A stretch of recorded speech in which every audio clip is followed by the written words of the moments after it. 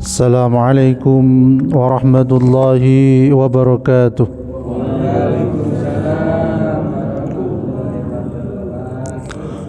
Innal hamdalillah nahmaduhu wa nasta'inuhu wa nastaghfiruh wa na'udzu billahi min shururi anfusina wa min sayyiati a'malina. Asyhadu an la ilaha illallah wahdahu la syarika lah wa asyhadu anna Muhammadan abduhu wa rasuluh. Amma ba'd. Rabbi shrah li sadri wa yassir li amri wahlul 'uqdatam min lisani yafqahu qawli. A'udzu bi kalimatillahi tammah min kulli syaitani wa hammah wa min kulli 'ainin lammah.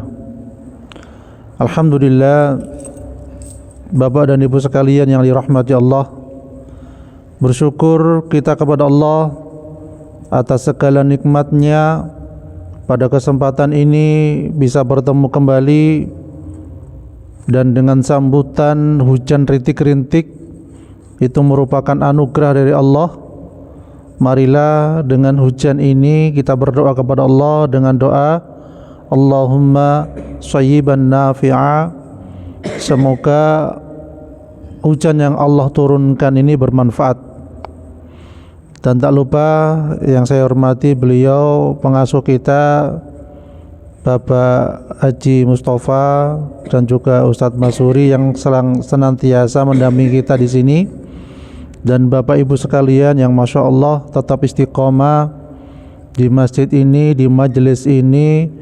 Semoga kita sekalian diberkahi oleh Allah Subhanahu wa ta'ala. Amin ya rabbal alamin. Dan tak lupa kita doakan saudara kita yang hadir di majelis, Gus Ikdam. Allah berikan kelapangan walaupun hujan rintik-rintik ya. Dan semoga dengan hujan ini kita tidak banyak mengeluh. Karena tanda orang bersyukur itu ketika dikasih hujan bukan mengeluh, tetapi berdoa. Hujan deras, waduh hujan meneh misalnya ngoten nggih. Seakan-akan ngilokne Allah ya. Seakan-akan enggak terima dengan takdir. Padahal ketika hujan turun, Rasulullah niku merintahkan apa? Donga. Donga napa? Donga yang utama dan pertama adalah Allahumma shayyiban nafi'a. Lek mboten apal, mboten saged ya Allah mugi-mugi udan iki bermanfaat ngoten mawon. Terus donga napa malih? Donga sak panjenengan pengin donga napa? Soalnya napa? Hujan iku insyaallah doanya dimakbulkan di satu. Hujan iku berkah. Air yang berkah selain air Zam-Zam adalah air hujan. Tapi kita jarang nggih ngunjuk air hujan nggih. Karena mengira air hujan itu kotor, reget dan lain-lain. Padahal Rasulullah sallallahu alaihi wasallam memerintahkan ketika hujan pertama kali turun, beliau menganjurkan kita niku ngedalaken, ngetokne dandang-dandang, ngetokne barang-barang bejana-bejana. Nggih, ngetokne napa lek enggak ada kuda, pelana-pelana ditokne, dikeluarkan supados kena air hujan. Jadi barang-barang kita niku didalaken supados kena air hujan. Nggih, karena niku membersihkan. Kemudian yang kedua juga dengan air hujan kita disuruh hujan-hujanan ketika hujan pertama kali datang. Lah niku sunah Nabi. Ya, jadi mulai saat ini sebagai rasa syukur kita kepada Allah terhadap hujan yang diturunkan oleh Allah Subhanahu wa taala, senantiasa berdoa ketika hujan. Bukan menghina hujan, bukan mengeluh tentang hujan, bahkan tidak boleh menghujat hujan. Udan meneh. Nah, seperti itu. Tapi Allahumma shayyiban nafi'a. Jadi ngoten. Bapak Ibu sekalian yang dirahmati Allah Subhanahu wa taala. Tema pada kesempatan ini adalah sedikit tentang syukur dan sabar. Ya. Syukur kemarin sudah kita bahas. Ya. Tetapi syukur ini bukan hanya sekedar bahasan, tetapi ucapan lisan dan tindakan. Dari Suhaib bin Sinan radhiyallahu an, dia berkata, Rasulullah sallallahu alaihi wasallam bersabda, yang artinya alangkah mengagumkan keadaan orang yang beriman, karena semua keadaannya membawa kebaikan untuk dirinya, dan ini hanya ada pada seorang mukmin. Jika mendapatkan kesenangan dia akan bersyukur, maka itu adalah kebaikan baginya, dan jika dia ditimpa kesusahan dia akan bersabar, maka itu adalah kebaikan baginya. Jadi hadis yang agung ini menunjukkan besarnya keutamaan bersyukur di saat senang dan bersabar di saat susah. Bahkan kedua sifat inilah yang merupakan penyempurna keimanan seorang hamba. Abdullah bin Mas'ud radhiyallahu an berkata, iman itu terbagi menjadi dua bagian. Sebagian adalah sabar dan sebagian lainnya adalah syukur. Dalam Al-Quran Allah Subhanahu wa ta'ala memuji secara khusus hamba-hambanya yang memiliki dua sifat ini sebagai orang-orang yang bisa mengambil pelajaran ketika menyaksikan tanda-tanda kekuasaan Allah Subhanahu wa ta'ala. Allah Subhanahu wa ta'ala berfirman, inna fi dzalika laayatin likulli sabbarin syakur, yang artinya sesungguhnya pada yang demikian itu benar-benar terdapat tanda-tanda kekuasaan Allah bagi setiap orang yang sabar dan banyak bersyukur. Niki surat Luqman 31. Ada beberapa faedah penting yang dapat kita petik dari hadis ini, ya.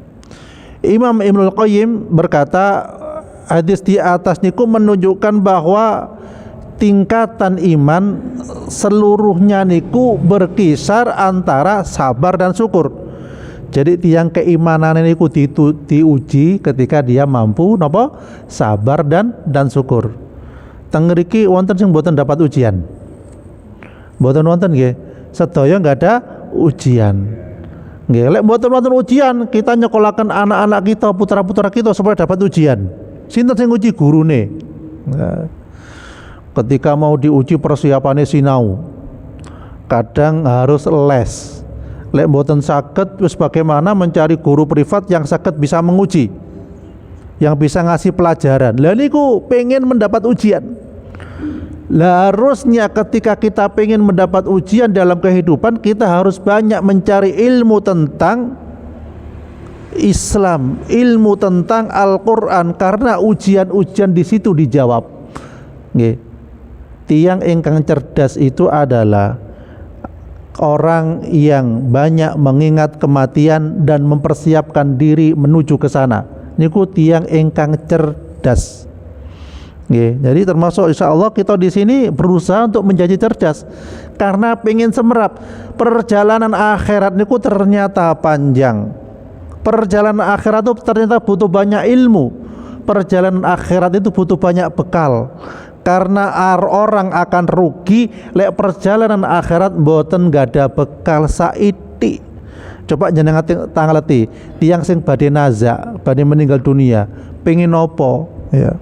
Kadang mereka mengatakan aku sangune sik sithik, ndak pengin mati. Wonten sing ngoten nggih Bu nggih? Lah ngoten. Jenengan umpamai perjalanan ke Mekah. Betok arto 1.000 cekap mboten? Diguyu nggih. 1 juta mboten cekap.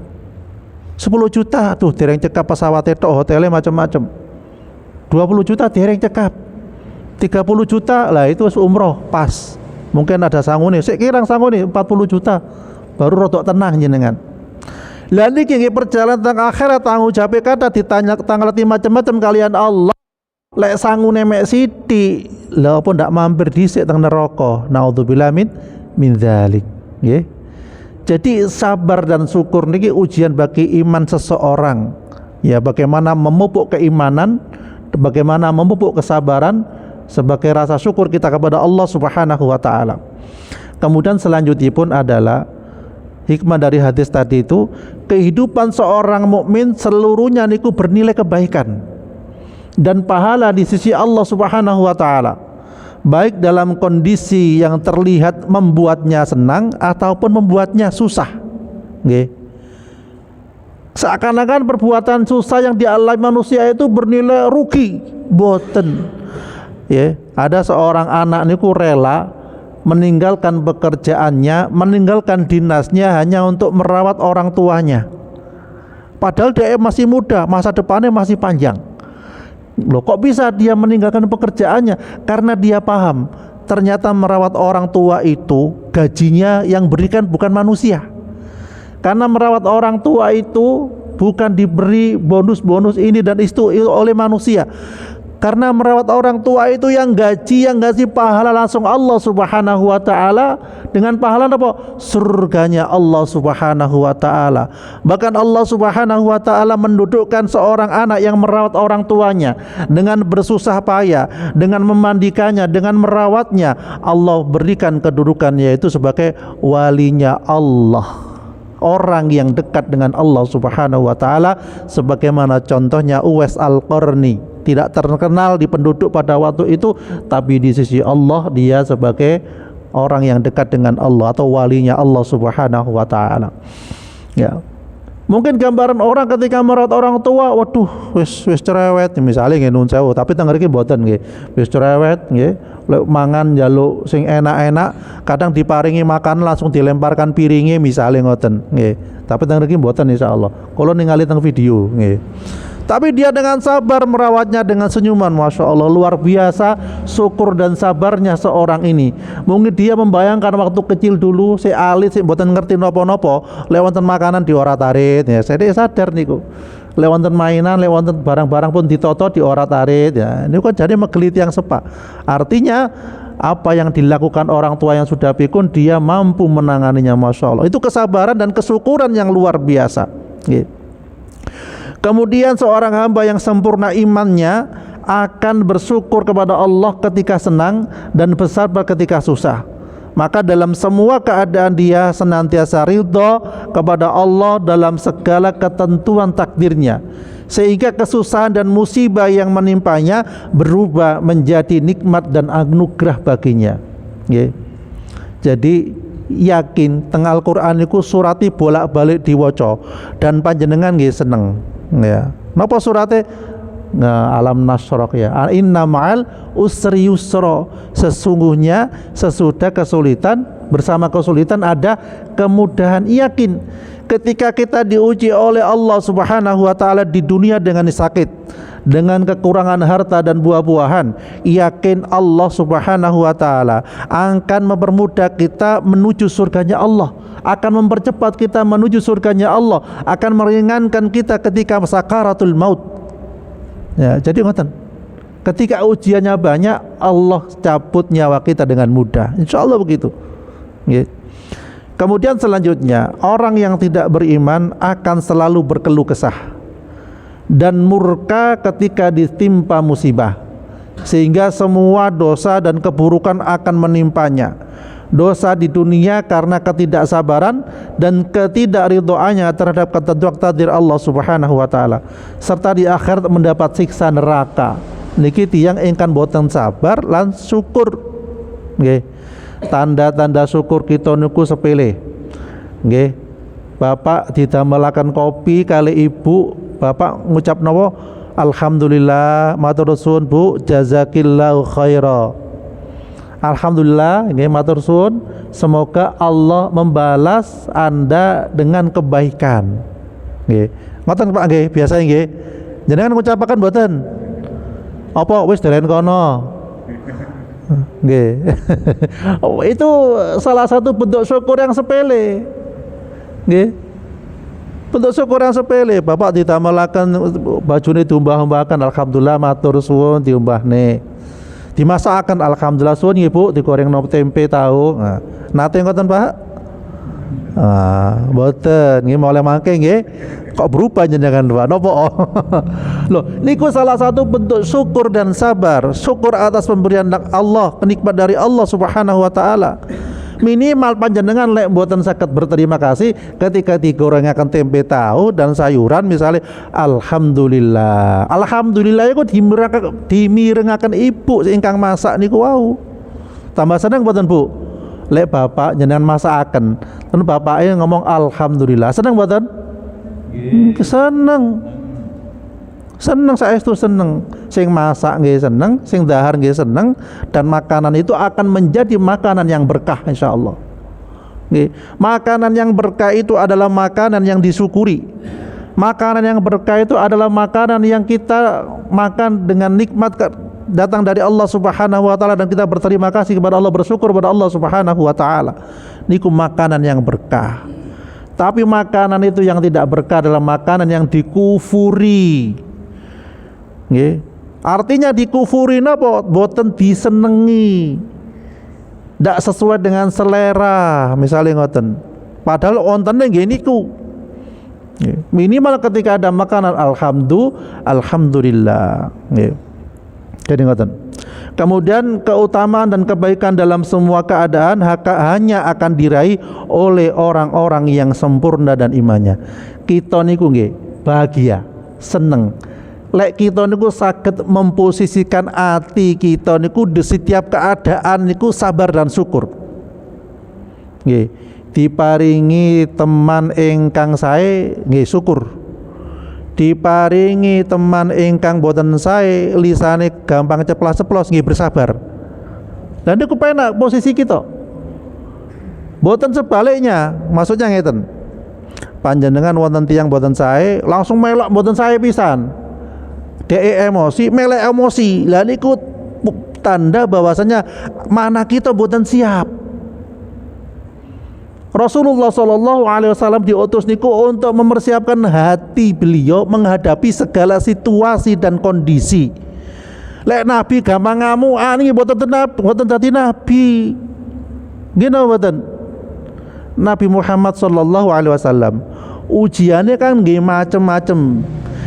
Nggih badhe salat, nggih badhe teng Mekah, teng Ka'bah, nggih badhe ibadah dilempari kotoran, diparingi kotoran, paringi usus.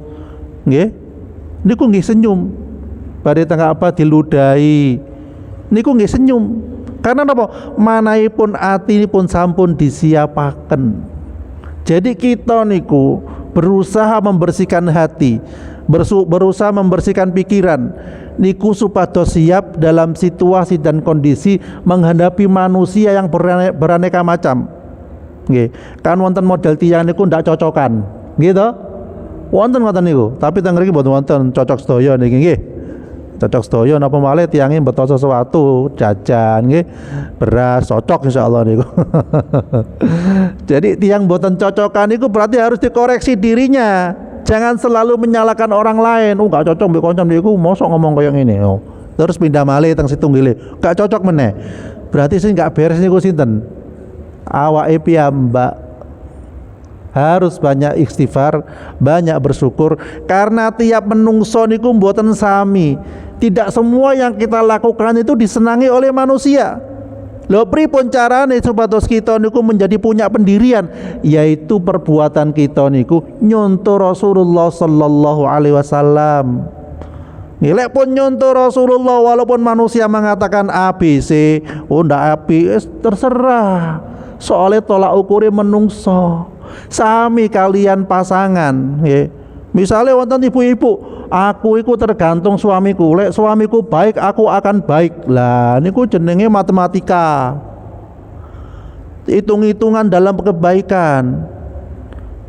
Lho kok saged para nabi niku Bu, mboten tergantung pasangane. Lho buktine napa? Nabi Lut. Nabi lho padahal. Istrine kados napa? Lah kan istrine kan masuk neraka. Nggih napa mboten? Karena tidak manut pada nabi. Nggih. Jadi enggak tergantung oleh nabi ne soleh pasti si istrine sae, mboten tentu. Lha niku contonipun. Terus wonten tiang setri Siti Asia. Nggih. Niku masuk surga. Padahal suamine sinten? Fir'aun. Fir'aun sae napa mboten? Mboten sae. Lah cilek pengin ibu-ibu niku masuk surga, ndak usah nyontoh lek suamine kirang sae. Jadi mboten wonten alasan aku apik lek bojoku apik pisan. Nah niku sanes rumus. Jadi mboten ngoten. nggih. Yang dikisahkan dalam banyak riwayat niku, kita niku punya pendirian. Kita berbuat baik karena Allah, bukan karena pasangan. Gini mboten? Bapak yang ngamuan, ibu malah ngamuan pisan, niku mboten sae. Lek ibu punya kesadaran, ndak usah ngamuk, ndak usah nuruti setan. Gini mboten? Oh, bapak setan berarti mboten, maksudnya sifatnya setan. Nah, jadi ngoten nggih. Kemudian rukun sabar niku wonten 3, yaitu menahan diri dari sikap murka terhadap segala ketentuan Allah Subhanahu wa taala. Menahan lisan dari keluh kesah dan menahan anggota badan dari perbuatan yang dilarang Allah. Seperti napa? Menampar wajah. Sabar iku wonten batase, mboten wonten Pak Bu. Sabar niku mboten wonten batase. Kapan sabar itu batase? Sebatasnya adalah sampai kematian menjemput kita. Niku sabar. Nggih. Tapi memberikan peringatan seseorang karena kesalahan, lah kita melakukan tindakan untuk amar ma'ruf nahi mungkar. Dan itu mboten masalah. Misalnya dalam jenengan sering dibuangi kotoran, nggih 1 kali 2 kali, ya mungkin bersabar. Tapi kalau terus-terusan dikasih peringatan. Nah, jadi ngoten. Niku wonten rumuse ya. Kemudian selanjutnya rukun syukur itu juga ada 3. Napa? Mengakui dalam hati bahwa semua nikmat niku dari Allah Subhanahu wa taala. Nggih. Nate panjenengan pas ngarit nggih, misale angsal suket sak bersyukur alhamdulillah wis mari ngarit. Nggih. Nate jenengan bersyukur nggih, alhamdulillah lahan sawahnya ndak usah mbonyoni wis wonten udan. Ya. Jadi ketika kita niku banyak bersyukur terhadap nikmat Allah, yang namanya mengeluh kepada Allah niku berkurang, bahkan tidak ada sama sekali. Bukti orang yang tidak pandai bersyukur niku nopo? Gampang nyatet kesalahane tiang. Niku bukti orang tidak pandai bersyukur. Nggih dicatat nggih. Bukti orang yang tidak pandai bersyukur itu gampang eling-eling kesalahan tiang daripada api tiang. Niku bukti hamba yang tidak sabar dan bersyukur. Nggih. Kalau dia pandai orang bersyukur dan sabar, tidak akan mengingat kebaikan seseorang, bahkan mengingat kebaikan seseorang. Nggih. Tiang engkang sae itu gampang ngeling api tiang. Tiang engkang sae itu gampang berterima kasih terhadap kebaikan seseorang, dan dia tidak sempat mengingat kejelekan seseorang. Karena di dalam Islam itu yang perlu diingat adalah tentang sangune kematian, tentang kurangnya ibadah kita kepada Allah Subhanahu wa taala secara pribadi. Aku iki sik kurang ibadahe, aku iki sik kurang salate, aku iki sik kurang sedekahe. Tidak pantas diriku, lisanku menjelekkan orang lain yang aku tidak tahu perbuatannya secara jelas. Jadi lihat, yang introspeksi diri itu termasuk tanda orang yang syukur. Karena apa? Allah berikan kekuatan kita, jasad kita, penglihatan kita, pikiran kita untuk selalu introspeksi diri di dalam kita beribadah kepada Allah Subhanahu wa taala. Wis kurang nopo durung? Nggih. Wonten seorang ulama nggih. Karena pendapatnya bagus ya, dan tidak disukai oleh penguasa. Piyambake niku dipenjara, dipukuli sampai boyoke rodok perot. Saking ganasnya waktu itu. Jadi ulama yang membawa kebenaran itu rata-rata wis oleh penguasa dihukum. Nggih. Kemudian setelah dia dihukum bebas dari penjara, hukuman itu, anaknya bilang begini, abahku itu dulu ketika sebelum dihukum oleh penguasa yang zalim, naudzubillah min dzalik, dia itu sebagai rasa bentuk syukurnya kepada Allah Subhanahu wa taala, sebagai rasa dia hamba Allah yang kurang ibadahnya, beliau itu sholat satu malam itu 300 rakaat. Nate panjenengan. Setiap malam niku salatipun 300 rakaat.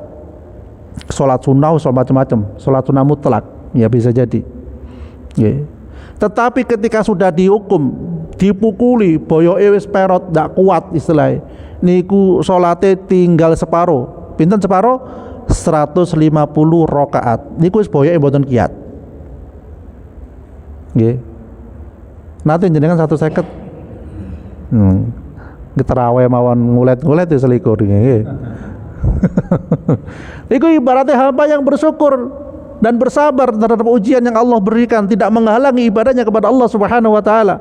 Bahkan Nabi kita Muhammad sallallahu alaihi wasallam nggih, sampai Ibunda Aisyah enggak tega, ya Rasul, panjenengan iki lho diampuni oleh Allah, wis jelas jaminane masuk surga, kok seibadah kados ngoten ya Rasul.